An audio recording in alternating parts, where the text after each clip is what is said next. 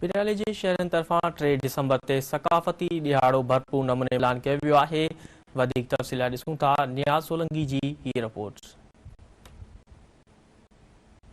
सॼे सिंध जियां पिरालो में भी 3 डिसंबर सकाफ़ती ॾींहुं मल्हाइण जूं तयारियूं ज़ोर शोर सां शुरू लॻी पयूं आहिनि। सिंध टीवी न्यूज़ तरह जेको स्लोगन ॾिनो वियो आहे मज़लूम न्याणियुनि सां साथ जो वचन बाबति सिंध टीवी न्यूज़ सां शेयर पंहिंजा वीचार। मज़लूम न्याणियुनि सां साथ जो वचन उनखे इंतिहाई क़दुर जी निगाह सां ॾिसां थो ऐं असां बि इन स्लोगन में इदारे सां गॾु आहियूं। तमामु बेहतरीन क़दम आहे इहो। तव्हां ॾिसी रहिया आहियो त सॼे सिंध में ज़ुल्म थी रहियो आहे न्याणियुनि सां। उन वजह सां जेको सिंध टीवी ही ऐलान कयो आहे तमामु ख़ुशाइंदा आहे।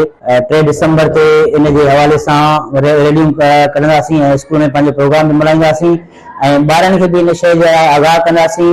3 डिसंबर ते असां सिंध टीवी न्यूज़ जे तरफ़ां सकाफ़ती ॾियारो भरपूर नमूने सां मल्हाईंदासीं ऐं इंशाअल्लाह जे अॻिले साल मल्हायो इंशाअल्लाह हिन साल बि ईअं ई मल्हाईंदासीं।